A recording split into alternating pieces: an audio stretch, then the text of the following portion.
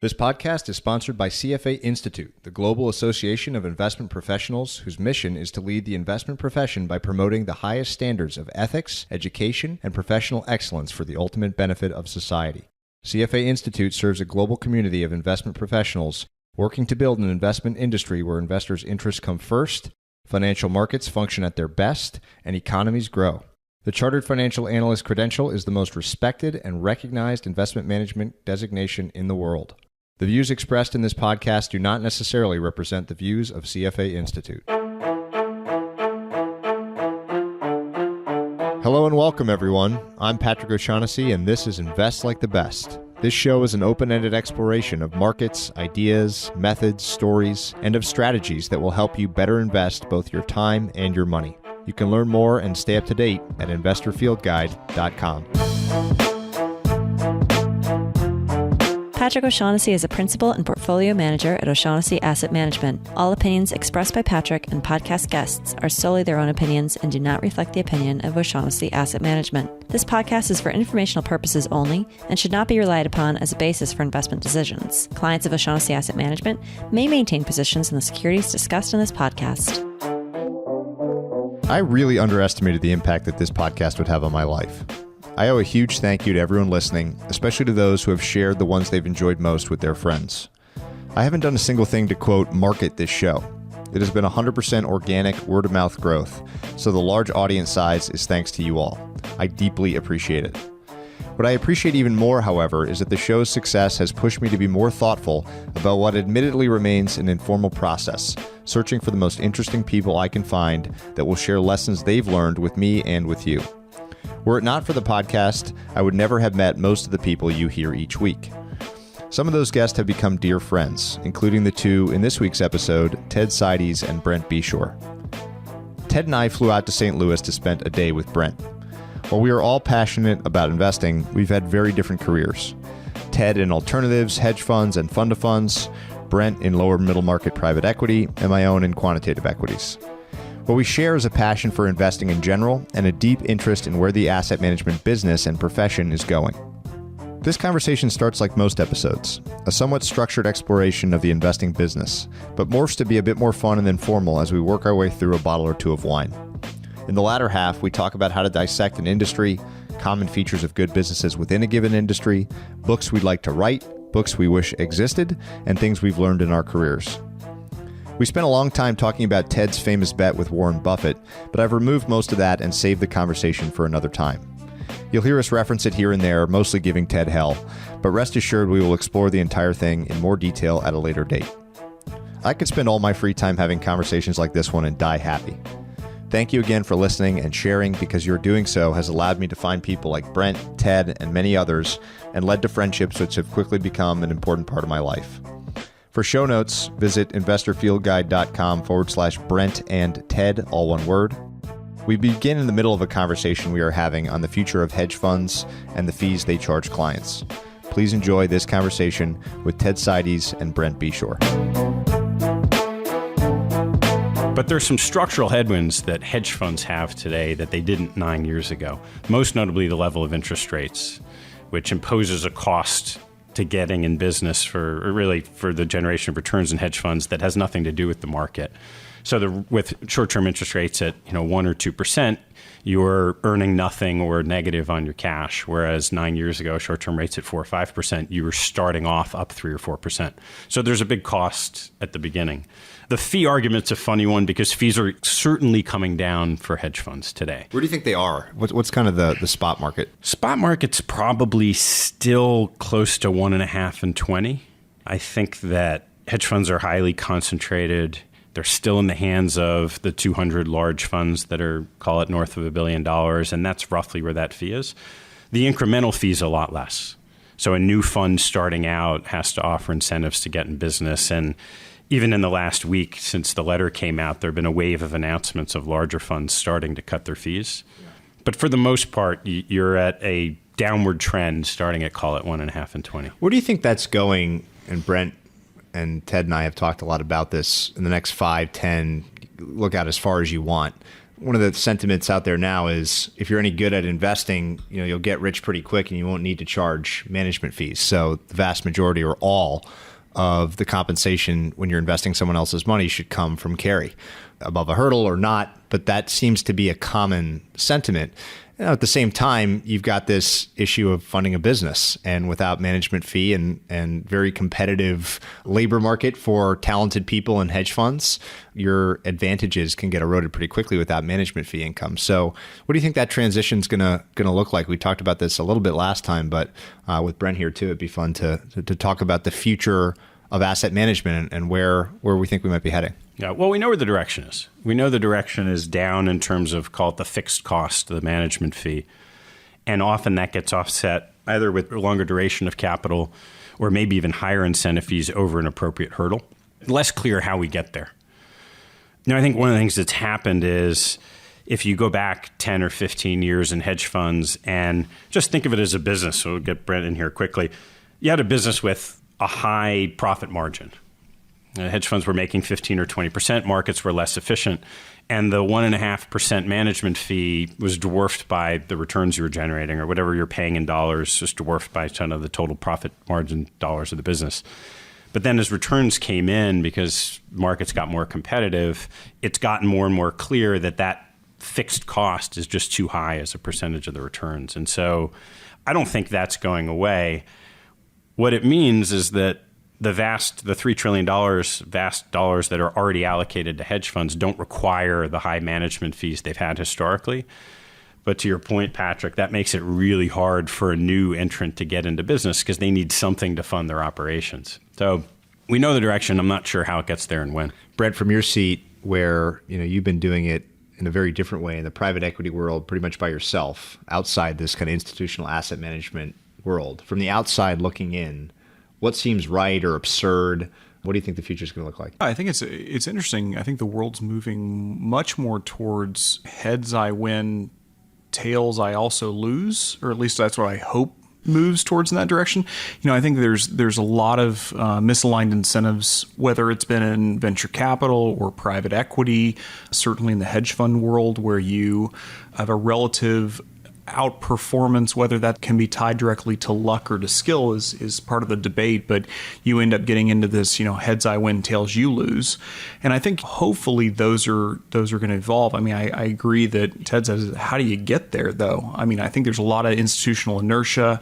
I don't see a clear path either. Although, you start seeing in the venture capital world, I wonder how much of that's going to mirror kind of what's happening maybe in the hedge fund world. You have the Andreessen Horowitz coming along and saying, we're going to take all of our 2%, all of our management fee, and apply it instead of towards exorbitant salaries and towards, enriching the partners or the founders. We're going to spend virtually all that and arguably even more than that on servicing the businesses that we're moving towards. And I wonder if in the hedge fund world, I don't know if it's a direct corollary, because I don't know if you don't need to add layers of complexity. As we joked about, there are some hedge funds out there that just have hundreds of PhDs sitting on the sidelines for basically window dressing.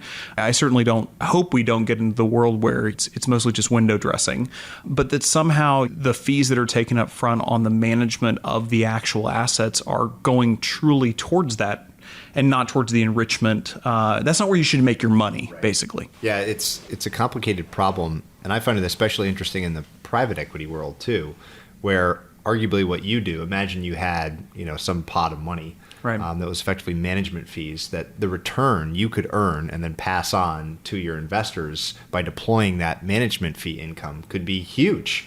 But it has developed such a pejorative, negative connotation in the minds of investors everywhere that a higher management fee just in a linear fashion is worse and worse for investors. Yeah, and I think that you get into this weird dichotomy between being truly an investor and being more of a capital deployer. And I think that the higher the management fee is and the more of a heads I win, tails you lose structure that you set up, the more natural tendency you'll have towards capital deployment, capital gathering and capital deployment. And so I think everyone's trying to everyone who, unless you can get into that game, is trying to get away from that. I think that everybody who's a capital provider is wanting to put their money with investors and not capital deployers. And so, I wonder how much of that language those can be, changing over time. I mean, there was a period of time where I just kept hearing over and over again, no, you're buying a vintage of fund.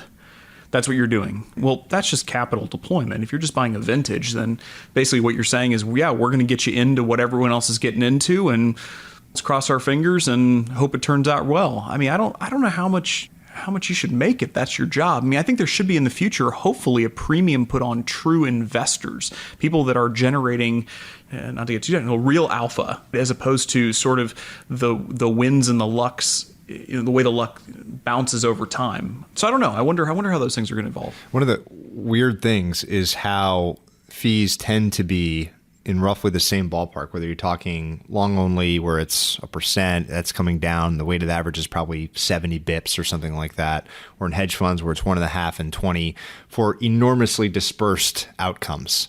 And the most talented guys, it's kind of like in basketball, like LeBron James could probably justifiably get paid $100 million a year by the Cavs. He's worth that much. Just like Renaissance Technologies or some of the outlandish results that have been delivered by hedge funds should be a lot, probably even higher fees than they charge. But you get this kind of level playing field, and the net result is you have to have the aggregate underperform the S&P 500 in the long-only space. It's just math over 10 years. And you effectively have this enormous tax on the world's assets for those that are deploying the capital on their behalf. And even if they lose, they're still charging 1% along the way. So there's this, I don't have a solution. I'm just fascinated by the problem as someone that believes in active management, believes in skill, believes that it's extremely hard to identify that skill ahead of time. I don't know what to do other than obviously eat my own cooking with quantitative type investing, but it's a huge problem. And I don't know. I would not want to be in the seat of a big capital allocator with the trend being, the career risk being, don't overpay for active management because you're not only losing up front, then you're losing in the long term. But now you got to think about a 30 times multiple. What are the key variables that allocators should be looking at when evaluating an alternative option, whether it's a bucket they're filling up or they feel that the equity markets are just too expensive? I think the core of the question is, what are the underlying fundamentals of return that you get? Let's call it a long-short equity hedge fund. So the long side, we understand. A bunch of stocks. What's been interesting is even in this period of time of strength of the S&P, a number of long-short equity hedge funds have created long-only products out of their long book. And with great consistency, they have been very successful and outperformed the S&P. So it's not the long side that's been hurting the hedge funds. It's been the short side. In this environment, shorting has been incredibly difficult. Part of that is, I had mentioned before, with low interest rates, there's just a cost of doing the business. The other part of it is that shorting is a lot more crowded than it was 9 years ago. And the volatility of single name shorting has made it incredibly hard for someone who has a thesis that a stock trading at 20 is ultimately worth 12 to not watch it go to 25 or 30 first and have to cut the position because of risk limits and then actually not be able to make the return. So it's just been really hard for people to make money on the short side. And that's going to be something to watch. I don't think that's going away anytime soon in the U.S. So what allocators should be looking for is where there are pockets of opportunity where they still see inefficiency. So what I found over this period of time is that managers participating in the Asian markets that are fundamentally good investors, like to buy good businesses, relatively cheap, short, expensive businesses that they don't like, that still worked. Asian long-short managers have delivered terrific alpha over this period. There are certain sectors in the U.S. that are less trafficked generally by hedge funds, and you could look at the data, but I would define where hedge funds traffic generally as consumer stocks, financials, TMT, technology, media, telecom, and some in healthcare. But there are other places where it can still be interesting for hedge funds. That's interesting. What's the story there? Why? Is there any particular reason other than just maybe like a snowball effect that was what some big names covered early? Why are there certain sectors that are more trafficked than others? I'm not sure I know the answer. I think that some of it probably can be described as where there are perceived winners and losers. So the technology sector being the most notable example, product cycles are so fast that in theory you can pick winners and losers. I think healthcare and biotech in particular, similar, a lot of big winners, a lot of big losers. Consumer stocks, it feels like everyone thinks they know something about retailers. Everyone can go to stores, they shop somewhere, they have a wife that shops somewhere. And the old Peter Lynch approach, right? The old Peter Lynch approach. But there are other sectors that you think of, for some reason, consumer staples just tend not to be trafficked by hedge funds. Utilities, certainly not. Real estate stocks, not so much. And every now and then you find someone who's really an expert in those spaces, and they've continued to perform quite well. So those are the pockets where I think, even net of quite high fees, skilled hedge funds can continue to deliver. So Ted, we covered this a little bit earlier, but is it possible to pick the best pickers over time? Or, we talked a little bit about a selection bias issue there going on there. I think that's an interesting observation. I think it's possible, and it's certainly possible to select the better ones from the weaker ones, but it's harder. And it's harder in part because the process for allocating capital to managers is more efficient. There are more smart allocators today than there were 10 or 15 years ago, and they tend to find the perceived talent. So the star number 2 or 3 guy from a big hedge fund that spins off and goes on his own, there are a lot of people that are interested in investing with them. And as a result of that, the perceived talent attracts capital quickly and gets to a size where they don't really have the advantage of being smaller than they might have. So it is doable. Again, I think it's more doable if you try to find the major league player playing in a little league or a minor league market that's less efficient. But I am less confident in my own ability and the ability of others than I was 8 or 9 years ago when I made the bet clearly. And I certainly think that my old shop protege did a better job picking managers than we did picking selectors of managers. How much was size a factor when you were picking? I think there's a pretty well-known trend that as good pickers get larger in their asset volume, their performance tends to decrease, correct? In general. In theory? In theory. I'm not sure that's played out in practice. Really? Yeah. Okay. So you're not sure that that's actually provable in the markets, and that's something you didn't obviously observe directly then. Yeah, I didn't. You see academic studies that consistently show small managers do better than large managers, and you really don't see any academic studies that show that large managers do better than small managers. But if you actually look at the studies, they usually define small as less than $50 million in assets, and that's not an investable universe. So what's happened over the last bunch of years is that the large managers, by and large, as a group, have performed as well as a group of small managers. And they're certainly more comfortable for the marginal allocator to invest with, so they've attracted more and more money. But unfortunately, it hasn't been the case. The group of small managers has at least meaningfully outperformed the group of large managers. Now, you could ask why. And one of the big cases I would make is that the advantage of a small manager is having a broader investable universe, which means they can participate more meaningfully in small and mid-cap stocks. Well, in this period of time, when the S&P's been as strong as anything, that hasn't been an advantage. If anything, it's been a marginal disadvantage. So it's hard to know if it's because the small manager is less skilled or just their broader playing field hasn't really rewarded them for the opportunity set.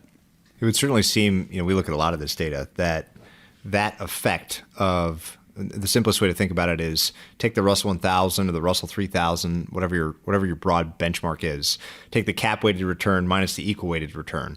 That dominance of cap weighted results in this cycle has overwhelmed any sort of skill that's happening in the small to mid cap space because the numbers have been staggering. Like 2015 was an especially crazy year when all the returns of the S&P 500 came from, a small handful of stocks. And if you missed out on those stocks, you underperformed. It was a terrible, I think it was literally the worst year since like 89 for active managers, broadly speaking. Something like 11% outperformed the benchmark. And cap weighted minus equal weighted is usually a pretty good proxy for active versus passive management. If we think about, again, the future of edge, and this is a question I've started asking investors that I'm meeting with is, okay, what's your edge? Because this is what everyone asks. Why is it there? Is it structural? Is it sustainable? Is it persistent? Why won't it be competed away? And there's the old kind of trichotomy of analytical, behavioral, informational. And you were telling us a really interesting story earlier about informational edge that I'd love for you to share with us about how crazy it was 20, 30 years ago and how much the fight for information has changed. Yeah, well, I talked about the challenges of shorting right now, and that story was one about the Feshbach brothers, who were 3 brothers that were well-known short sellers in the 80s. And they were colorful Scientologists. There was a whole bunch of noise about them. Matt Feshbach, one of the 3 brothers, happens to be a good friend of mine. And they compounded a short-only fund in the 20s for about 10 years in the 80s when equity markets were up 15 or 20% a year. So the question is, how did they do that? And they were known for fraud busting, and they definitely had a couple of stocks they found that went to zeros. But when you talk to them, their hit rate on making money on shorting was extremely high. I don't know if it was 70, 80, 90% at times. And the reason was that unlike today's market, where processing and getting an edge probably means something about thinking differently or processing information differently, in the 80s, it was all about acquiring information. And what the Feshbacks, one of their great tools was they would hire college interns and recent graduates, put them in Washington, and their job would be to go to the Library of Congress, look up the recently reported 10Qs, pick up a phone, go to the phone book, put dimes in the machine, which doesn't exist anymore, call the office, they were down in Clearwater, Florida, and tell them what the report said. And what would happen was back then, the reports would get sent to the Fidelity portfolio manager, would wait a week, get the 10Q in the mail, and when he read it, the stocks would react. So the Feshbacks were a week ahead of everybody else just by hustling and realizing, hey, if you go to the Library of Congress, you can see the information before other people could. So there were all kinds of things when people were forward-thinking, intelligent, motivated, that hedge funds were able to do 15 or 20 years ago or 20, 25 years ago, that there are just so many smart people looking for those edges today. It's probably shifting towards computers. Yeah, it reminds me of the location of high frequency trading cables or computers closer and closer to the exchange. Or the satellite photos that are being used. Yeah. I mean, everyone uses the examples of Walmart satellite, parking lot satellite photos, or credit card data for consumer companies, things like that. But I think, because now we're looking back and kind of laughing about that. And you could look back to something like Ben Graham in Northern Pipeline, where Ben Graham figured out that there was this wealth of data that Northern Pipeline reported to the ICC that nobody knew about. And he figured out that they had that stock's trading at 50 or whatever, and it's got $60 of cash on its balance sheet that nobody even knows about. And so he has this aha moment and becomes kind of an early activist to get this money to unlock this shareholder value, so to speak. We talked about this with Jeff Graham on the very first episode of this podcast. So we look back at these, what seem like quaint examples, but I'm sure in 20 years, we'll look back today and there will be what seem like quaint examples. Well, that's my question. Where are the quaint examples going to be from 20 years from now? I think that that's what everyone, especially in the hedge fund community, is trying to figure out. So if there are signals that have alpha in them and they have a half-life, let's assume everything's got some sort of, maybe not, maybe value investing will work forever, some way, shape, or form, but maybe the excess returns are diminished. That's the big question is, one, what has like a half-life that's worth pursuing that's not a 1-year signal that's going to work and then everyone will know about it and it'll go away? What's got a 3 to 5 year half-life or something like that? And maybe that's the Walmart, although everyone's been talking about these damn Walmart parking lots for the last 3 years. So I bet that advantage is already gone. But I don't know. Yeah, I think social media sentiment is kind of an interesting area that I know there have been a lot of startups in that area. I think a lot of them have bombed out and not proven to be, have proven to be more noise than signal, but that would seem to be an area. I also wonder how the change in how many companies are public makes a difference as well, right? I mean, I think there's a lot of, you guys are more the experts than I am, but the universe of publicly traded companies seems to be diminishing. And so as that happens, do you continue to slice the pie thinner and thinner and thinner? I don't know. I don't know how that's going to play out. It'll be interesting to see. I wonder, with the SEC rule changes, how these sort of almost semi-public companies, how those will evolve into a completely different class of companies, right? I mean, I think you can raise $50 million of capital and be kind of like semi-public right now without making many of the disclosures. I wonder how that's going to create almost like an entirely different stock exchange. I don't know if either of you guys. Well, I think it raises broader questions of the future of the corporation in general, and these kind of economies of scale in the industrial world. We've talked about this as well on past episodes, in particular with Alex Mozed on kind of the platform business model. And we've talked a lot about asset-light businesses, the power of outsourcing, the need for, or less of a need for, big-scaled organizations that you can effectively run with a pretty small group of people, a really neat business, and outsource the rest. And if you can do that, maybe there will continue to be fewer and fewer public corporations that all these signals are based off of. All the data, all the research that we're talking about is just a 50-year chunk of time. right? And in the history of the corporation, it's changed a lot. And we've seen dramatic changes since 2000, thanks to kind of the availability of data, the internet, connectivity, the platform business model. Availability of capital to the private markets. I mean, look at Uber. Totally. It's crazy. Yeah, I mean, yeah, if you can have a business at that scale go that long without going public, what's the point? Why It almost seems like a different type of company that's now raising in the private markets at huge scale that has a very different business model, right? It's the sort of the high burn public companies are seeming semi-private now, right? I mean, they're still getting money from the Fidelities and those types of people. I mean, they're just not technically publicly traded. Yeah, I think that for prospective returns, thinking back again to what allocators should be thinking about, that the price component, unfortunately, has really run away from us.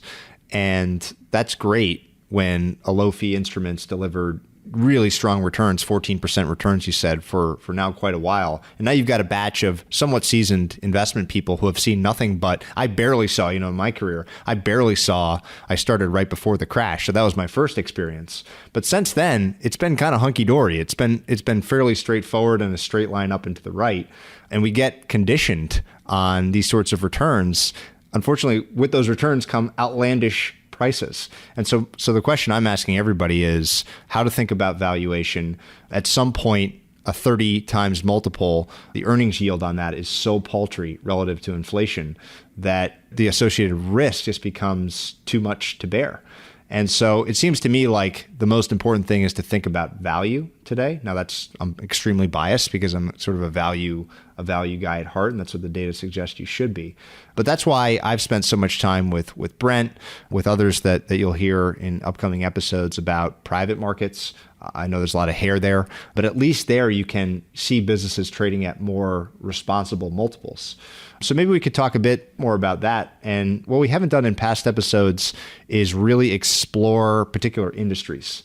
And it'd be fun, Brent, for you to maybe pick one or two that you've got a lot of experience with, that you've seen what works and what doesn't across, the 1,000, 2,000 businesses or so you see a year, to flesh out kind of how you think about industry dynamics when making an investment decision. Well, I think the industry is interesting in the sense that it's almost most of the moat in any of these small businesses are going to be tied up with the owner. That's the first thing you got to remember with any small businesses. So from an industry perspective, most of the small businesses have sort of an average return on the owner's time. Now, there's always going to be pluses and minuses and easier industries and harder industries. I would say that it's almost like a sexy spectrum. Like the more boring, typically, the higher the average returns in an industry, the more attractive, sort of naturally attractive the industry is, the more the returns on average are going to be driven down. And so you see a lot of this, like the wine business is terrible business. The film business is terrible business. The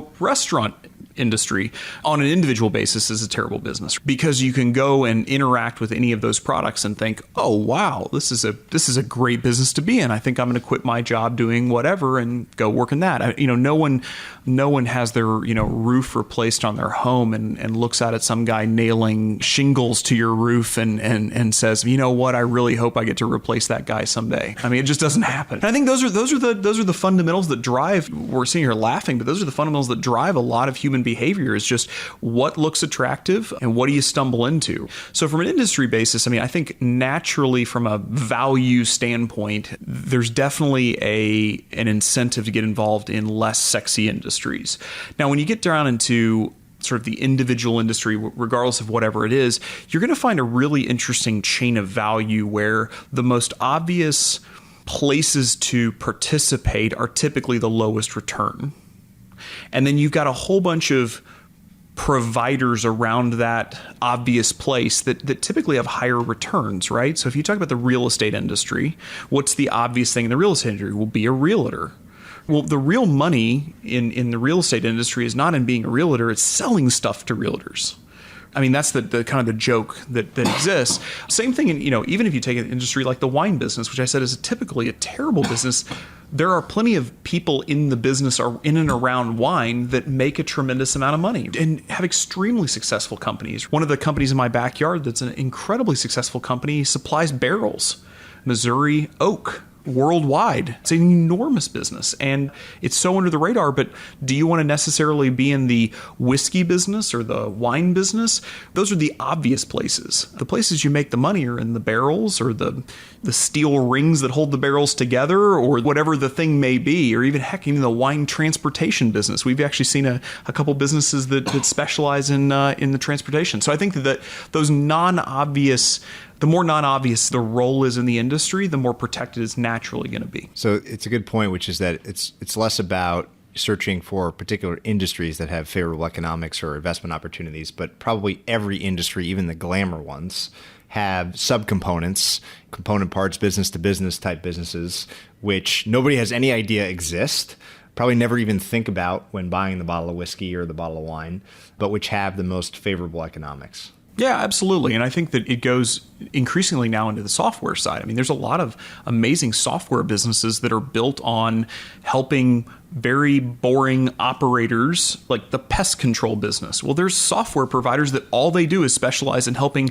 pest control, like local dude in a truck, make his business more successful. I think that's the trick, is to find those niches that are helping support the economy without being necessarily the thing that's obvious to get into. Can you talk a bit about the newspaper world and the media world as an example of something that's a bit counterintuitive to or at least is starting to run contrary to the popular narrative that newspaper is a terrible business model and dead, everything's going digital, but maybe there's some data that suggests the opposite. Yeah, well, I know why you're talking about this, because I sent you an interesting study on this topic. So the newspaper business, I think, is following the same arc that a number of other industries do, which is you have people shouting about disruption. You have some real disruption actually, obviously, going on. The first being Craigslist really taking down the classified section, which was a huge source of revenue and profits for newspapers that sort of artificially propped up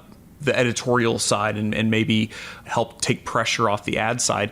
The bottom line when it comes to media of any sort is it's all about attention. So there's a lot of vanity metrics around views or likes or anything that you can come up with to show some sort of interaction. Those can be easily faked. At the end of the day, all that matters is, can you affect a consumer's behavior reliably and consistently in a certain direction? Like, that's it. And that's all about attention. And so what you have in this interesting, the economics of the sort of digital divide versus the print divide, and, you take newspapers, for instance, is most of the value, if you look at that's being driven, is still being driven through print. Even though digital's growing faster, a large argument to be made is digital's growing faster because the emphasis is on digital. It's obvious that you need to be in digital. Of course, every consultant, every talking head is, oh my gosh, look at that media group. They got to digital late. They're screwed. They're way behind. Well, actually, if you look at who is doing the best, there are some huge outliers that are print only still, or the vast majority of their revenue is print only. And so I think you get into these interesting dynamics where you have these very counterintuitive trends that occur where everyone's shouting in one direction, and the reality is, if you can afford to sort of stay the course and sweat it out a little bit and go against the grain, I think there's still real dollars to be made in the media business. It seems like change and the pace of change is a useful variable in any investment decision, that things that change faster product cycles for companies, industries that are changing faster, it's just harder to get it right. And that luck becomes a bigger determinant of the outcomes. Ted, do you think there's anything from the allocator's perspective, again, that kind of follows up on that theme? Like, are there tried and true old strategies that maybe will come back into form, away from kind of the proliferation of every million different hedge fund strategies to just old world strategies that seem to work, that in the next cycle, especially if the market's due for low returns, might have better returns? I think there's one big one, which has to do with duration. So everything we've talked about with hedge funds and quantitative investing has to do with the increase in turnover. So whether it's manager turnover for an allocator, stock turnover for investors, certainly hedge funds higher turnover than traditional long-only managers. And the whole system has gotten set up to have shorter and shorter attention spans. So the managers, the companies with quarterly results, and then managers trading on that, and then investors looking at shorter term track records, and certainly in hedge funds where benchmarking's more difficult than it is in traditional long only. So if there's one opportunity set in that, it's for those few investors who have the wherewithal, the right capital behind them to just be able to look out a few years. And I've seen that a number of times, whether it's hedge funds or traditional long-only managers, but managers that have a longer duration capital structure feel like they have a big advantage in looking at a particular security or situation where, say, there's an event that they think can play out with great certainty over 2 years. They just don't know when. And as a result of that, the security trades quite a bit cheaper than something else that has a merger with a defined date that's very crowded. So on this duration idea, I'd love to hear from both angles. So let's say I'm an investor looking for a capital allocator or a capital allocator looking for an investor. What are the setups that would be conducive to a true long duration? I've started to hear from some very interesting allocators that try to do really cutting edge, interesting work, that they've got some guy in a room that just reads all day in Switzerland and, picks 6 stocks, and he's got no overhead and he just cares about selection and nobody knows who he is. And that's the kind of guy that they want because he truly has a long, the incentives are aligned and he's got a long duration. But of course, there are enormous risks associated with something like that. There's no institutionalization, there's no secession, there's nothing. So what might be some markers of an allocator or an investor that doesn't just pay lip service to long duration, but can actually execute on it? Patrick, you and I both know this from being in the asset management business, that it's a very rare organization that has the wherewithal to see through cycles. Because even if they have the ability to do it, their clients may not. So that's a very hard sort of downward spiral to break. Where you do see it broken, so one great example is in private equity. So today, private equity is the buzz. Private equity firms have done really well. Valuations may be higher, but that doesn't change the fact that they've done well. Well, one of the reasons they've done well is that allocators take themselves out of the way. They give someone money. They say, here, go invest this over 4 or 5 years, and hopefully we'll see a nice return in 7 or 8 years. And that gives the absence of a mark-to-market, the absence of scrutiny, the absence of pressure to generate returns in the short term is a huge advantage. It's harder to do that in the public markets, but you do see certain organizations, they tend to be smaller, they tend not to be the big brand name firms, that have decided they recognize the challenge in attracting that type of capital.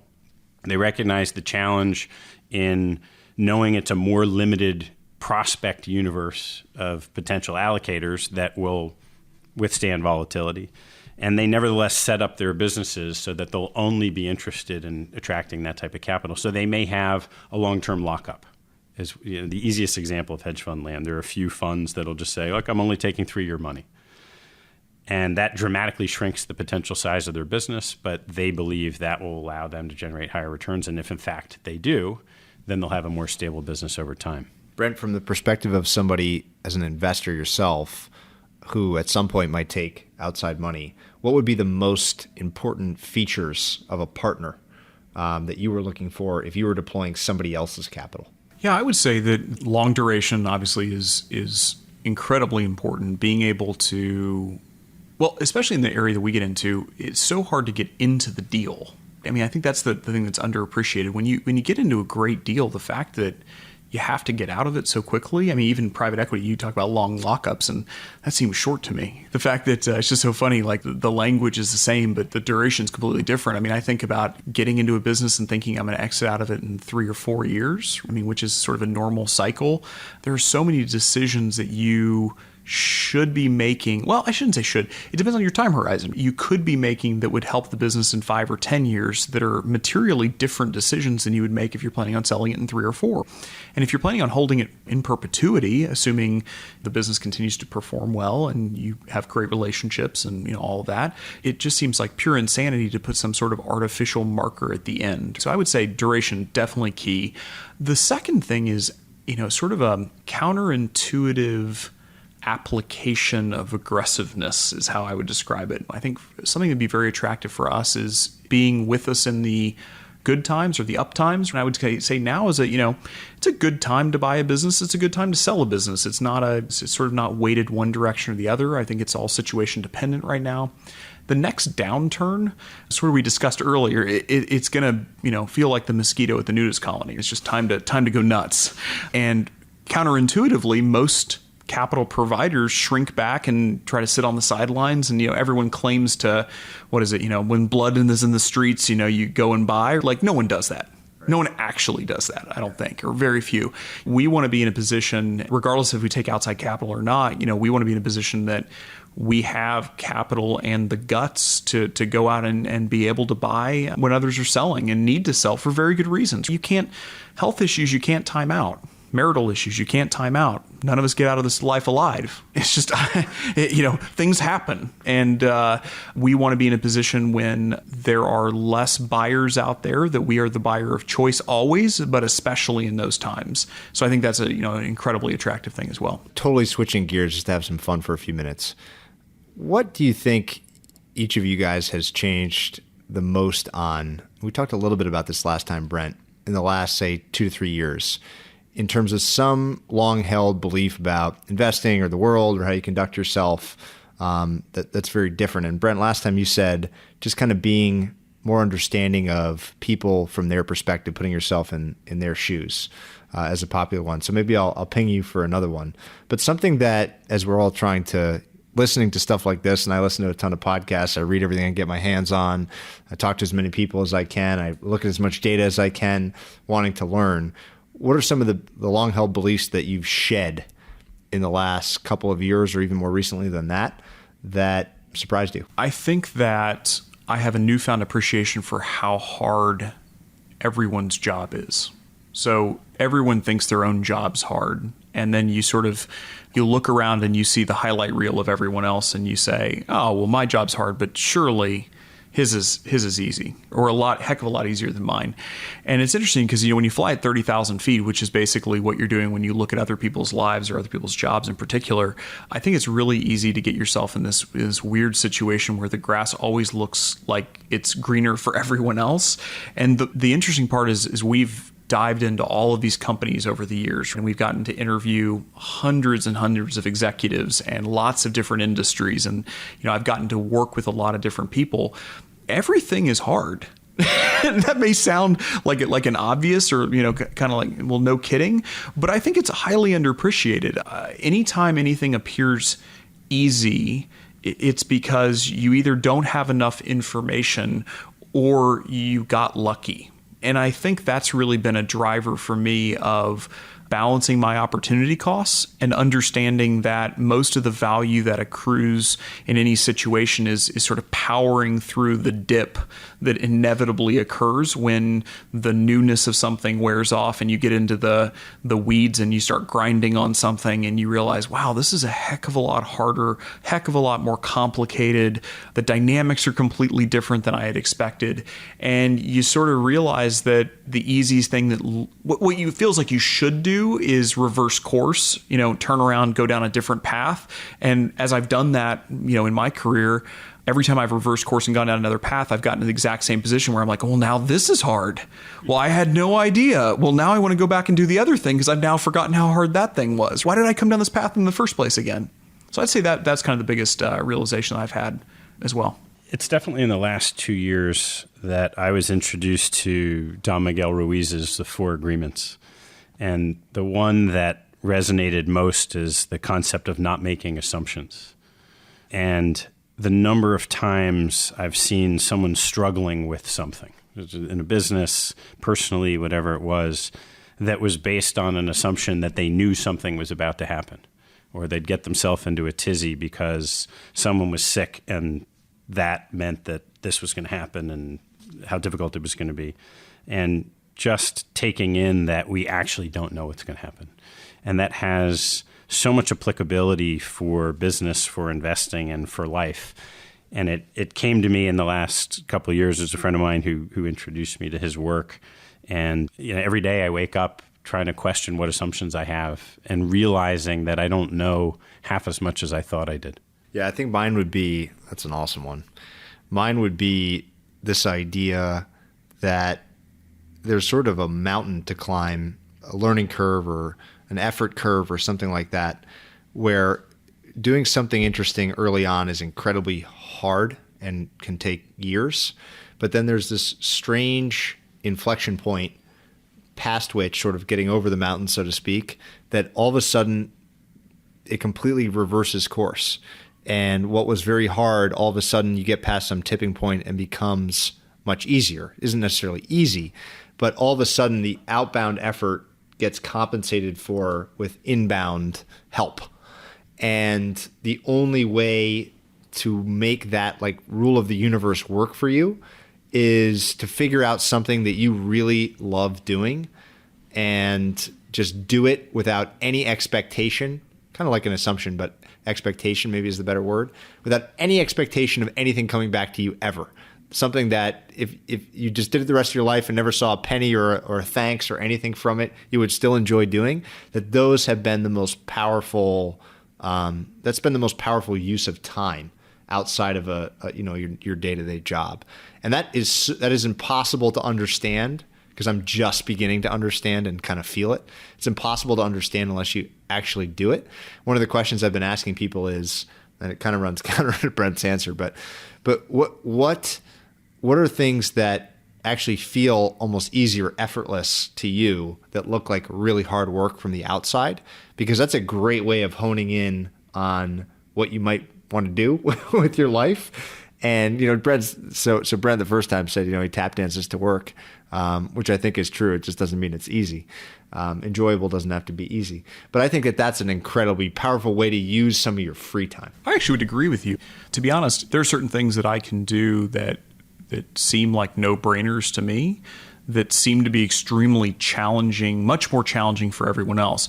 My argument would be that still doesn't make them easy, and there's still a huge amount of room to grow in them. It's almost like on a curve, you sort of, talent can take you so far, and then hard work's got to take you the rest of the way. And I think that talent maybe is the boost that gets you further faster than everyone else, but ultimately it's all still difficult.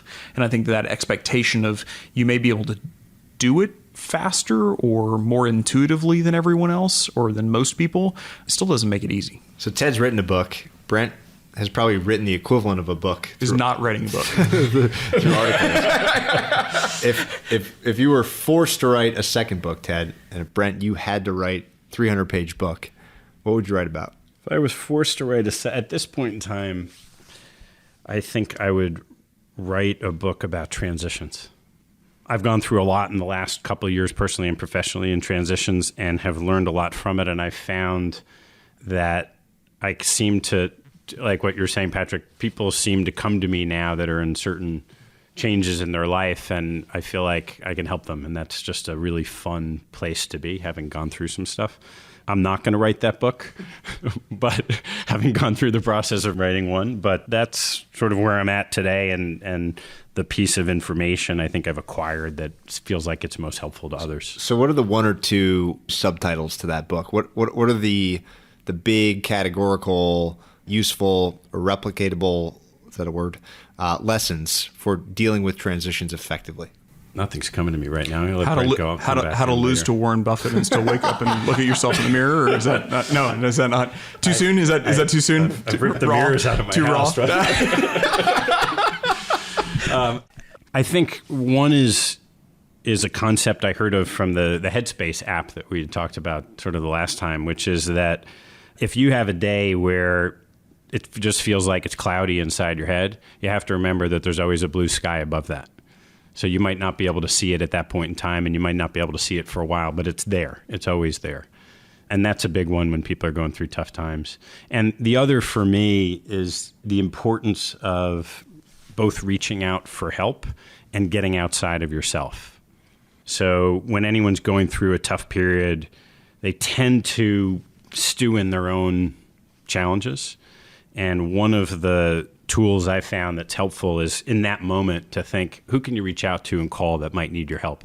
And just get yourself outside yourself. Realize that this is really all about being of value to other people. What's your book, Brent? What's my book? I think there's some interesting lessons around why big businesses get big and why small businesses stay small. And so it'd probably be something around the hygiene that you need to have in sort of every major area of a company needs to have the equivalent of the floors cleaned and the toilet paper replaced and have your teeth brushed. And it seems like mundane and sort of not very impactful. And it's not unless you don't do it. And I think that a lot of businesses stay small because they're not willing to do the basics and sort of they try to fly past them and take shortcuts. And so, I would probably say that would be the path that I think there's a lot of value to be had there. And there's a lot of self-help business books out there, right? And they all talk about these like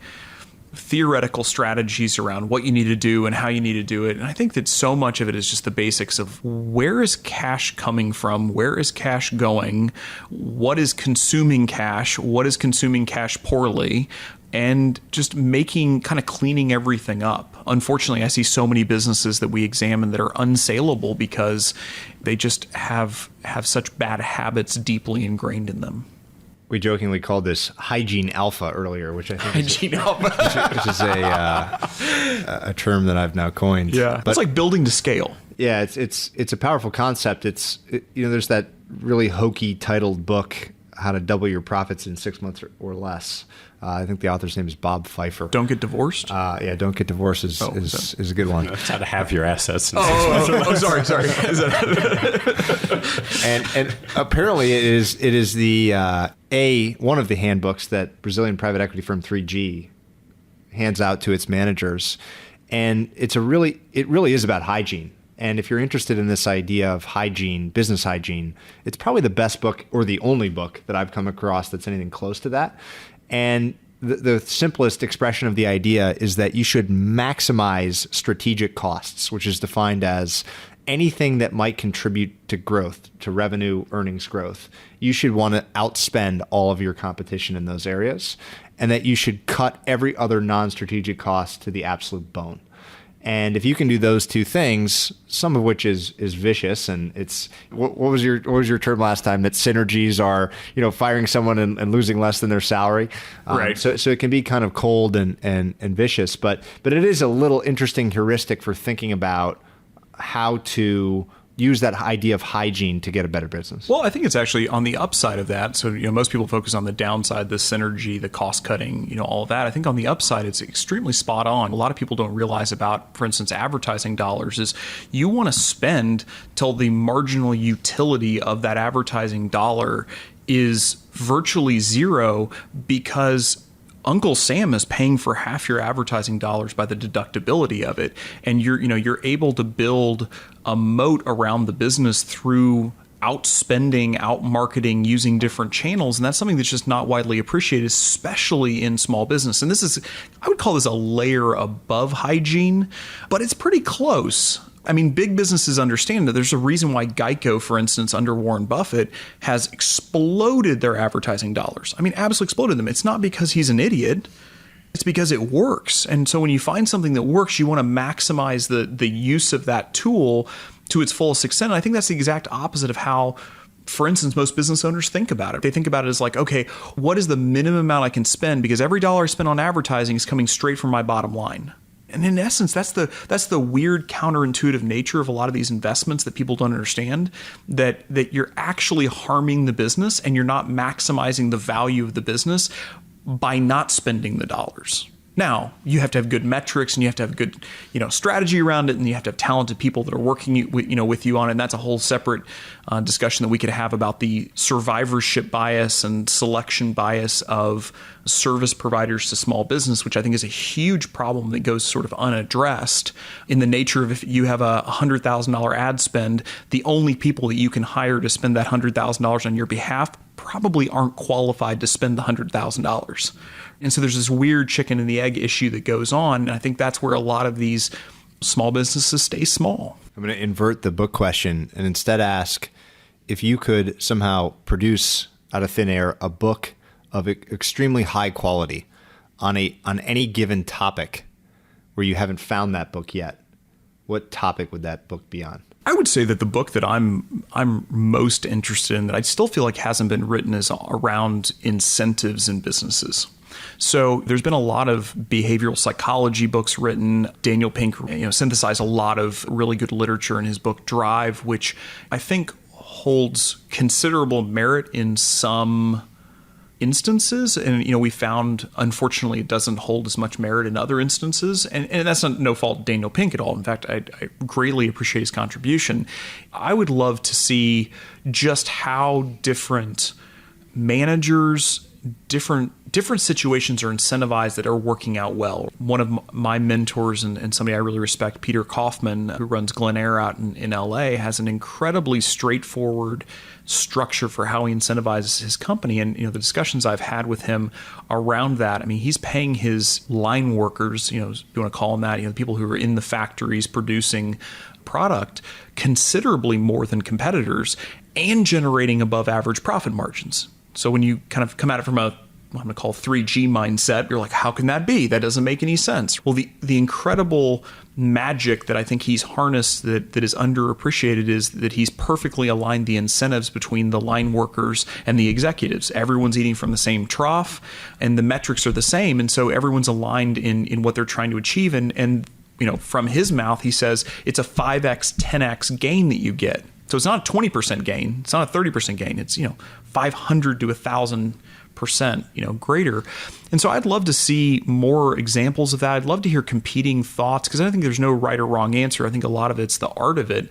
But that's the book that I feel like, gosh, I just would love, I think people like dance around it, but they don't really get to the heart of it and really get a lot of good examples, because it's usually such confidential information. People always ask me for a good recommendation in the behavioral finance arena, and there are good books.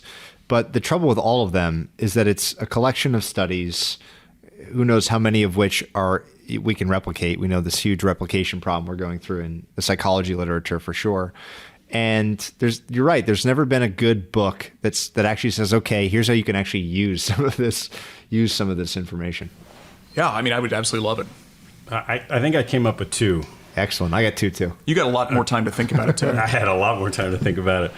Let's one investment book and one non-investment book. So the investment book, I think, Patrick, close to what you were talking about, is a book that talks about chasing returns and provides all the data over time to show in every asset class and every security how damaging that could be, so that there's evidence to bring to every decision maker along the food chain to try to understand that this is not a good thing for whoever your constituents are.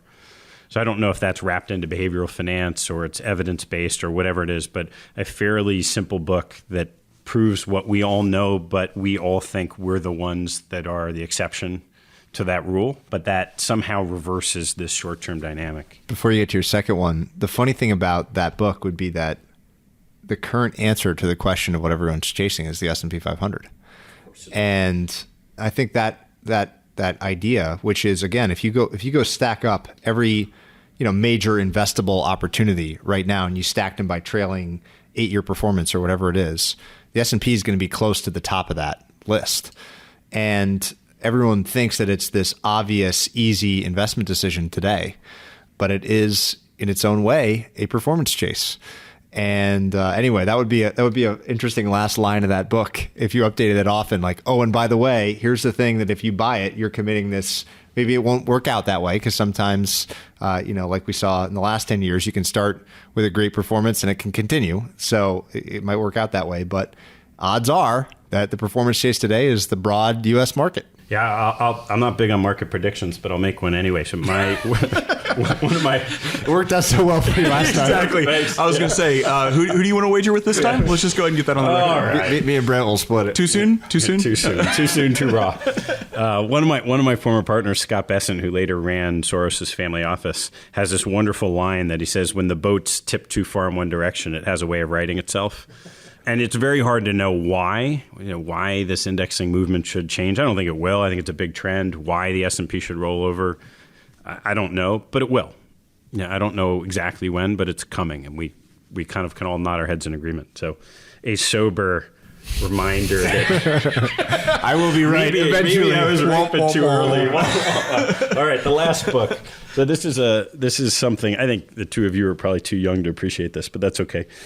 I'd call it something like building a bridge. And so one of the things you realize when you get into your 40s is that you'll have these frustrations with your parents, for example, for all these things that you thought they should have taught you.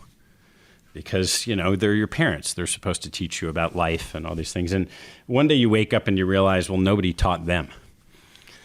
And there are all these lessons, and you can go all the way back to what didn't I know about how to treat other people, or table manners, or relationships with other people, or sex.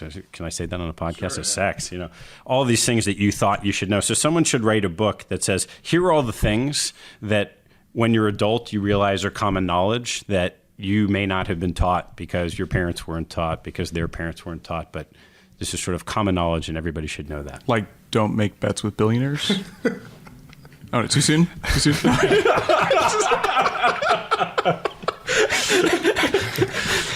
So here's a funny one. This never occurred to me. Earlier this week, a friend of mine sent me an email as all this publicity is coming out. He said, do you realize how good this would have been for you if you were winning the bet? Oh, man.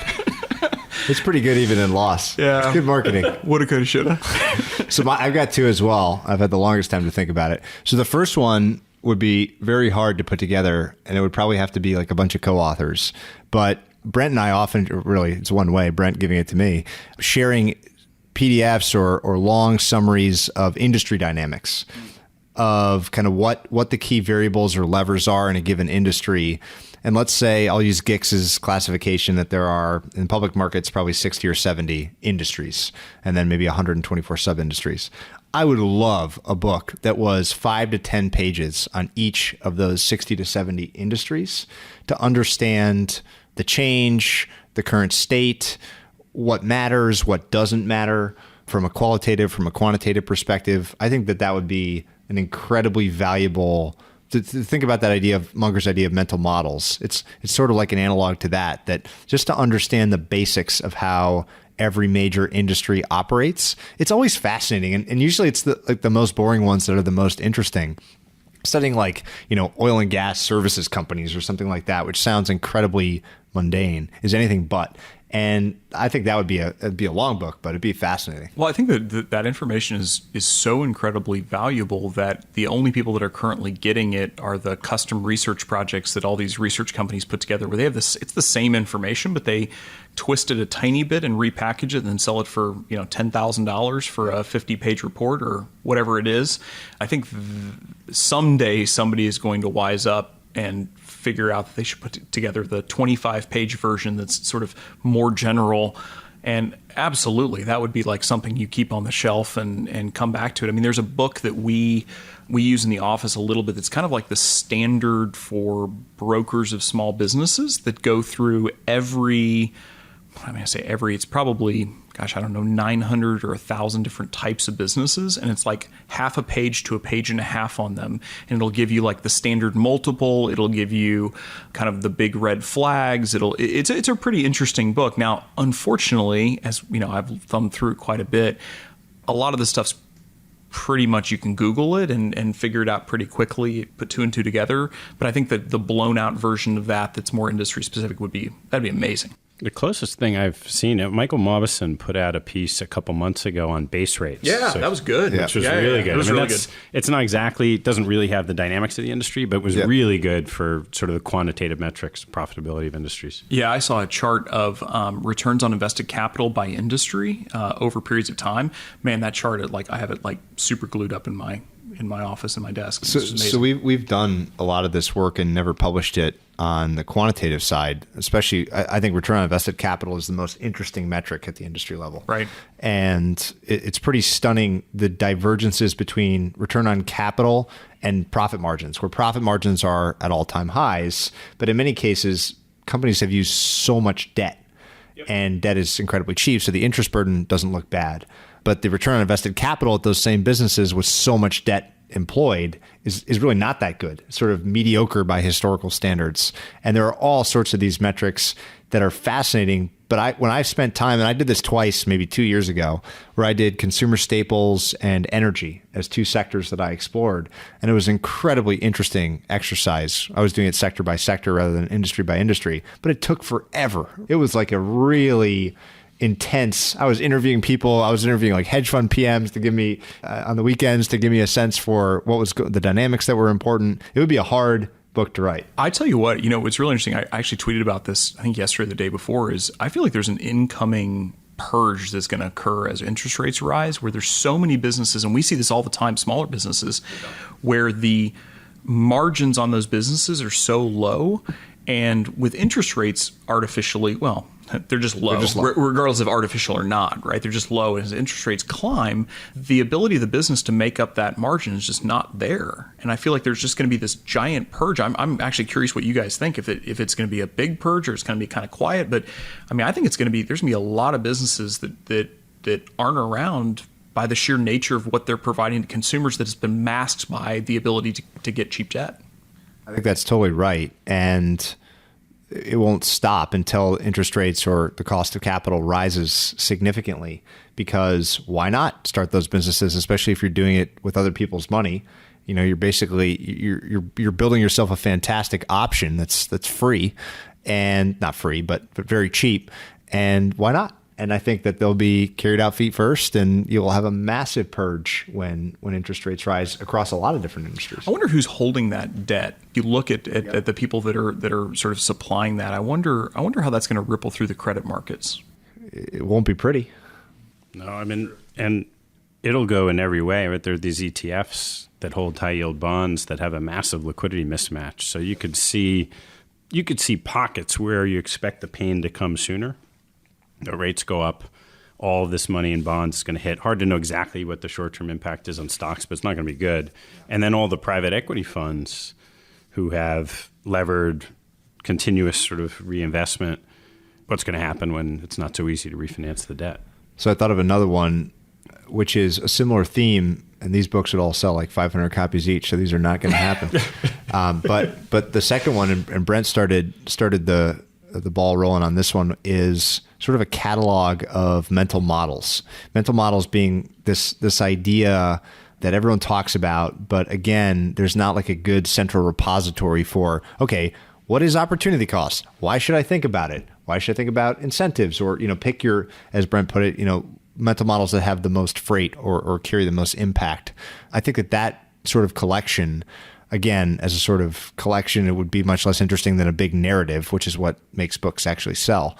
But that would be extremely useful for a college student or someone early in their career. I didn't learn about a lot of this stuff until I finally wasn't embarrassed to ask, because I just assumed everyone knew what opportunity cost was, and I needed to pretend like I knew it. So that sort of collection would be interesting as well. You know what's interesting about that? I think if you'd asked me 3 or 4 years ago, I would have said, yeah, it would be amazing if it was like 200 or 250 deep, right? And you can get into these, sort of, they're still applicable mental models, but, you're so infrequently used. And now I think, at least where I've kind of evolved to, is that you need to have like the 30, maybe 40 that are just constantly applicable, and you need to pound them into your head and the nuances around them, like how opportunity costs. You just brought that up as being an example. It's pretty easy. You can talk to most people, and pretty quickly they're like, oh yeah, of course, if you do something, you can't do something else. Well, the nuance around opportunity cost is tremendous. There are 10,000 examples of how opportunity plays out in the world that are fairly subtle. But once you identify them and you kind of understand how to look for them, they're so obvious and they help control everything we do. And so, I would say that book would really, honestly, I'd say, 20 chapters that are fairly lengthy, and then 20 chapters that are half or a quarter as long, sort of the 20 most important and then the next 20 most important. And, I think Munger's the one who uses the ones that carry the heavy freight. And he said there's only like 20 that he thinks that carry the really, really heavy freight. And I think that's true. If you had to write a chapter in that book, which chapter would you write? Which mental model would you choose? Oh, gosh, that is brutal. What's my one mental model? I could start. So I would definitely choose compounding. I would choose it because it would be incredibly fun to do the research on manifestations of compounding in non-investing settings. And business would be the first obvious one, but in all sorts of weird, different parts of life. Peter Attia and I in a previous episode talked a lot about health as the key biological manifestation of compounding in the other direction, right? Where your health span looks like an inverted investing chart, where it's kind of declining steadily, and then all at once towards the end of your life. And I think that you could probably find some of the most interesting, fun, cool people and examples of how little things done consistently every year, every day, every week could have nonlinear effects in multiple years or decades into doing those things. It's like a big, huge part of my personal philosophy for living. And so I think like a deep investigation of compounding outside of investing would be just a really fun exercise. So that'd be the one I chose. I'd probably say circle of competence would be such an interesting one. If you look in history at those that have done really, really well, they have fairly tightly, they have figured out what their circle of competence is, continually pushed it out. Circle of competence being the area that you actually know more than most people. You have a good firm grounding in, you have first principles that you can sort of judge things by. And I think most people, unfortunately, including me, I have this tendency to sort of veer outside my circle of competence and be overconfident in what I know about the world when it's just we're sense-making creatures.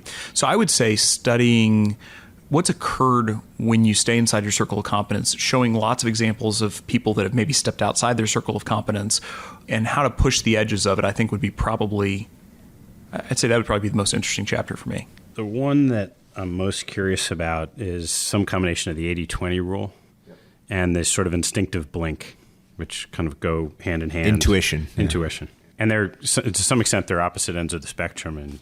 But there is something to intuition and where it applies and when it doesn't apply and how people make mistakes based on it that is just sort of fascinating and you see come up over and over again. I think intuition is one of those ideas that it's like almost like a value investment. It's something that's very out of favor in a algorithm-driven, systematic, process-oriented world where everything is solvable, and that all intuition is a really finely tuned algorithm that we just don't know what the equation itself is. It's just rooted in tons of all it's really saying is gather an enormous amount of experience and let your subconscious process it. I don't know how much we could study it, but it would sure be fascinating to understand the dynamics of it. Yeah, that's one of the things actually probably in recent years that I've paid more and more attention to. And I sort of went through a period where I paid more attention to it and then paid less attention to it. I think it's kind of trying to follow the trends, right? It's like open offices. Like worst idea ever. Everyone loves it. And the way I think about it now is that it's like pinging every potential experience you've had in the past, thing you've read, sort of everything it's somehow in you all at the same time and then rendering an immediate result. And so it is the algorithm. We have no idea how it works, but it feels like in most cases, other than the obvious ones where you have psychological biases at play, and I mean there's all the literature around that. I really do feel like when you get a good circle of competence and you get a deep fluency in something, that intuition you just can't replace. I mean, I think about some of the businesses that we own now and the people that lead those businesses, and they oftentimes can't tell me exactly why they're doing what they're doing, which used to scare the crap out of me. I mean, we'd ask them, why do you want to spend $500,000 on that again? And they're like, I just think it's the right call. And it's like, well, I'm glad you think it's the right call. Now you need to tell me why you want to spend $500,000. And what I found over sort of a fairly lengthy period of time in lots of these instances was they're almost always right if it's in their area, their circle of competence, and if it's in sort of where you can allow your intuition to work. I think it's incredibly powerful. And that's one of the things, frankly, that we struggle with the most. One of the things we see in all of the seller packets that we get, if there's an intermediary involved, is, the replacement value of the owner is $150,000 a year or whatever it is. And it's like, well, sure, technically we could hire somebody to come in at that cost and sit in the seat and try to make decisions. And they'd probably make fairly decent decisions. Trying to replicate that intuition, I mean, it's almost impossible. It's hard to put a price tag on it, which then goes back to, not to keep harping on, sort of the core thesis that I have, but it's most of the moats that we look to buy are inextricably tied to the owner's personal relationships and intuition. A couple more questions and then we'll wrap up. If you had to each put your money with some other person, management team, ETF, pick your location, and you could never touch it again, what would you do with it? So this one actually has come over time, and let me explain what and why, and then I'll say who and what. So the world's gotten tough. Right? Capital markets are expensive. We've talked about that. So if you're going to put capital somewhere over time, you want to own things that are going to compound. You want to do it with people you can trust. You want to do it with someone that's off the radar screen, playing a game that's less efficient and is structured in such a way that they're not going to have external pressures to behave differently than how you'd want to compound your own capital. There aren't many places where you can do that, and I think a lot of capital allocators search for that but don't find it. And when they do find it, there are institutional constraints that prevent them from making that investment. One of those people is Brent. And so, look, I'm not trying to blow smoke next to the guy who's serving me wine right now. However, if you have an opportunity to take someone with a decade or more of experience buying tiny companies who dedicates their time to doing that and understands how to improve them, that's rare. It's a rare skill, and I sit here envious watching Brent talk about all these really fascinating things. But if I could partner with Brent, that's something that I would happily take my kids' retirement funds, put them there for a couple decades, and I'm sure the outcome would be quite good. Well, let's see here. I can't invest in Ted's betting, so too soon? Too soon? No, too late. Too late? Too late. Too late. Sorry. You're supposed to tell me that 9 years exactly. ago. That's very kind of you, Ted. That's what happens whenever you feed somebody wine for a while. So I have to say, I'll tell you what I'm doing for my daughters. We've put a little bit of money away for my daughters, and it's going to go exactly with what we've talked about. And I'm sure you guys are going to give me these dirty looks, but it's the S&P 500. It's Vanguard. It's an index. And I think that's a reflection of my lack of, frankly, like all public markets to me are outside of my circle of competence. So I own no public equity personally. I have tried over the years to be involved. I don't have the intestinal fortitude, nor the personality, nor I think the intelligence to be able to do it well, or at least better than the averages. And so I have kind of determined that I'm going to buy the future of American industry for my daughters and let it compound over a very long period of time. I think that it's hopefully a foregone conclusion that in 20 or 25 years, whenever they access that money for the first time, that it will be higher than it is today, which it may not be much higher, or depending on how things go. With that said, if I would hope that they would do something with it for themselves. I think the best place to invest is in yourself. I mean, that's one of the things that I think people are very much underappreciate is in their own education and their own knowledge and their own relationships. I think that's where you get the most compounding. And so I don't know how that would look, but I think it would be more on a personal basis than anything. Hey, Patrick, how about you? Well, Brent kind of stole my answer, which is I think some of the most interesting investments are in, and I won't name the people because they won't mean anything to anyone, but in people that I've gotten to know, either I've known for a long time or have just recently begun to know, Brent would fall in this category, that have incredibly deep, circle of competence seems like the wrong term to me because competence isn't right. It's something much deeper than that. It's an area, I've started to meet these people who just know whatever it is they do at 3 or 4 levels of depth beyond everyone else. And there's something really magical that happens when people do that kind of investigation for themselves, start to apply that knowledge. So it's not just an academic exercise, but they're actually taking that deep learning and applying it somewhere with deep work. And that kind of scales across, I can think off the top of my head of about 5 different people, whether they be kind of investment managers or upstart entrepreneurs or people within a division of a larger company, that I would just figure out a fun way to allocate money to them, to people that have this kind of deep knowledge that applied deep knowledge. I always asked, this is like a classic dinner party conversation. Like if you could somehow, and they did this with, this was a short-lived idea with Arian Foster, I think was the running back that did it. Like if you could somehow buy equity in another person and participate in that person's upside, career earnings over time. I just think that's such a great question and a fun way to think about people and people you want to meet, people you want to add to your network.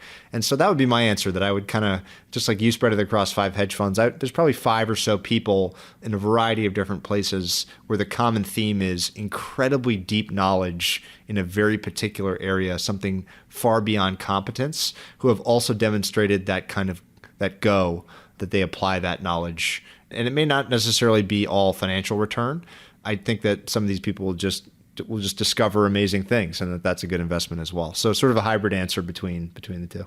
I got one for you guys. What does retirement look like? I don't think I'll ever retire. I mean, I'm a fiend for research. When people ask me what I do, I just say I'm a researcher. And at various times that's mythology or investment data or industries or people or travel or whatever. I just love researching. And so that will never change. And I think there will always be some sort of, I think that Bill Gurley had a great quote talking about venture capital or something, that you haven't done anything, you haven't accomplished anything until you're liquid. And by that, he meant that there is a market that is willing to pay you for your stock in the example he was using. But I think that the price system and mechanism is an incredibly powerful one. And that until you can get people to pay you for what you're doing, you haven't discovered anything of real value. And so I would always temper that research mentality with the price, the real price that people are willing to pay for what it is I'm doing. I've tested it out a little bit over the last year. How's that working out for you? Not that well. I'd say for a couple months it takes some adjustment, but there is a notion of sort of finding the middle and being engaged with smart people you like spending time with, and then having plenty of time to do leisure activities. So for me, that's always been athletic. I don't know if it were a permanent thing. I'd probably have to tweak a few things, but it works. It just takes some time to ease into. Maybe I'm going to revise my answer a tiny bit, which is the closest thing to retirement might be like some sort of pilgrimage of sorts. I've always had this internal struggle between growth and adding stuff and adding knowledge and more, and all of the, I think, most compelling philosophical literature on subtraction, that the only way you actually get any better is taking things away. And there, that price mechanism wouldn't be helpful at all. So maybe I'm totally wrong. But I think I could stand when my kids are older and safe and happy with their own families. I could see myself taking 3 years in India or something like that, to whether it's an inward pilgrimage or a physical pilgrimage or some sort of very removed contemplative period. That might be like a mini retirement, but I don't know that it would last. But that would be my one caveat to my never retire answer. How about you, Brent? Oh, I don't know. I'm curious about this because I've been, we deal with people all the time that are retiring. And so I'm kind of always around retirement as a concept, and being in my mid 30s, I don't think I'll ever retire, right? I think that's the answer that I hear from most people. And I just wonder if you get to a point in your life where you're just done. I wonder, what I want to know is, are the people that are retiring today, did they always have retirement in their head as a concept? And was it something they were driving towards, or is it something that evolves over time? Because I do hear people, we have somebody in one of our companies that's I am retiring at 65. That is my goal. My goal is to retire at 65, and kudos to him. It's just, I wonder if that was something, if it's sort of a time thing, that was a moment in time. It was kind of like the open office of whenever it was, the 1970s or whatever. And it was just always stuck with us, because I don't feel like I want to retire. I mean, I truly, I don't like every day, but I love what I do. And I hope to continue to be able to do it for the rest of my life. But I think it's an interesting concept. I just wonder how that evolves over time.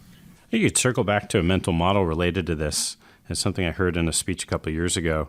A lot of high-achieving people strive for success. And success can be defined in a lot of different ways, but let's assume that's tied to financial rewards. And that may or may not be tied to fulfillment. So there are people who achieve success, reach some financial goal, and then they say they're going to retire and the rest of their life they're going to search for fulfillment or whatever that is. The challenge is for those people who do that and then don't achieve the success at that level and are a little bit lost, then trying to figure out, wait, I thought I was going to do this and then feel fulfilled. And so the notion of sort of finding those two things together, which you both have done in your lives, but a lot of people struggle with, the sort of concept of how do you get in the flow? How are you doing work that you just enjoy, that you can do better, that's easy for you but hard for other people, is all part of that. And that if you can find both of those things in your day-to-day work, there's no need to be thinking about, I'm going to put this down and go do something else.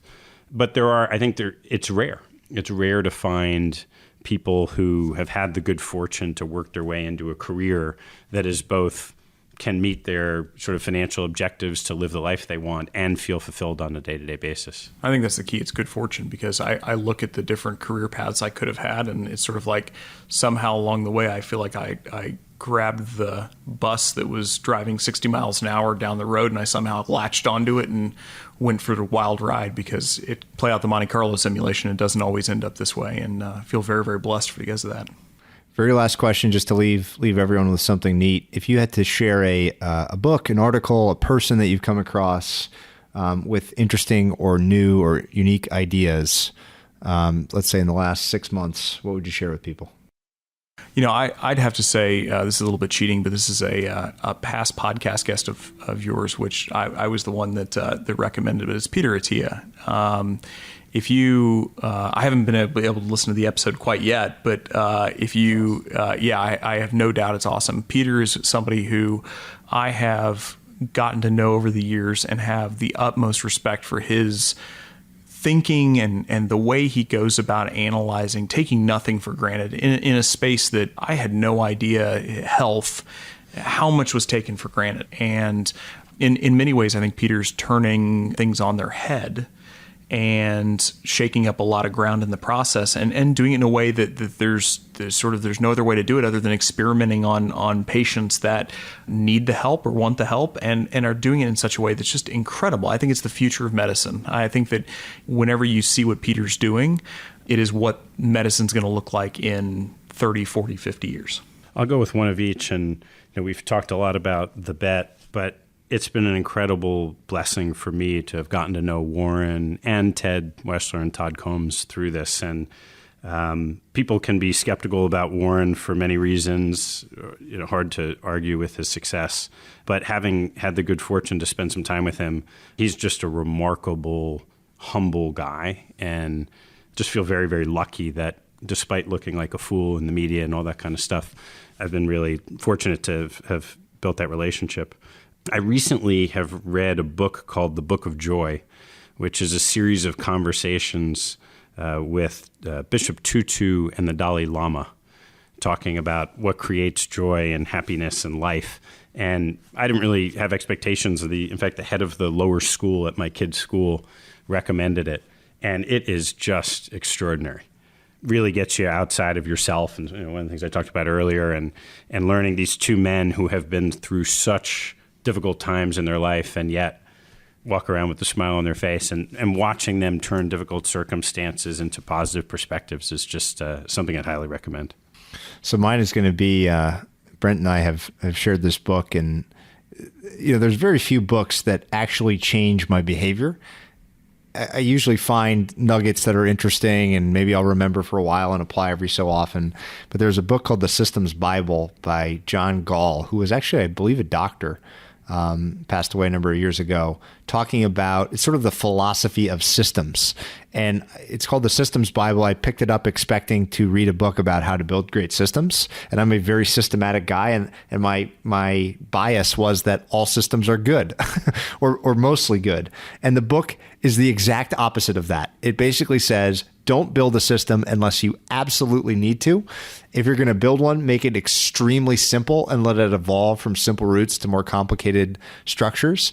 And it was just one of those books that was just a mind bender, because again, Robert Schiller has a great line. I can't remember what interview it was with. It might actually been with our friend Morgan Housel that he said this, but he said, you have to remember that very often your thoughts are not your thoughts, meaning what you think or what you spew when asked your opinion is not something you've actually chewed on and considered and gotten that deep knowledge on.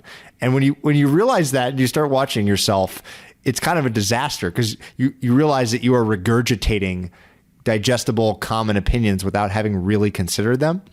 And this book was the most stark example of like, oh my God, I've never actually thought about whether it's good to build a system. And this seems to be extremely compelling theoretical evidence and some really great examples of why systems can be evil and very, very quickly can become perverted. And so that book is for anyone that's in business, because business is, a collection of systems. Anyone that's a routines or a habits person, which are just themselves systems, I think can totally change the way they think about how they conduct themselves or their business by reading this book. So it's obscure and it's goofy and kind of a dry sense of humor, but man, did that book knock me off my chair. I have to say, I got one more to add, and I think it's one that I've definitely recommended to Patrick a few times now. I'm going to get him to nudge to read it at some point, is Making Sense of God by Tim Keller. And regardless of wherever you are in your faith journey, I think it's a book that lays bare the alternatives to faith and to make sure you're fully understanding sort of the cohesive worldview that you have accepted or that you are accepting. And I think that's something that it's a book that I wish I had been able to read 15, 20 years ago, because I think it would have given me a lot of clarity around the choices that I made. And it's one that I would highly recommend, again, regardless of your faith, regardless of where you are in your faith journey, or maybe you've settled on the issue. I think it's certainly one that's going to challenge you and give you a lot of insight into at least how maybe the other half thinks and lives. And I got a tremendous amount of value out of it. Well, this has been a real blast, guys. More informal than most, but a lot of really interesting topics that we've covered. So thank you both for your time. And now let's go drink the rest of that wine. Cheers. Hey everyone, Patrick here again. To find more episodes of Invest Like the Best, go to investorfieldguide.com/podcast. If you're a book lover, you can also sign up for my book club at investorfieldguide.com/book club. After you sign up, you'll receive a full investor curriculum right away, and then 3 to 4 suggestions of new books every month. You can also follow me on Twitter at Patrick_Oshag, OSHAG.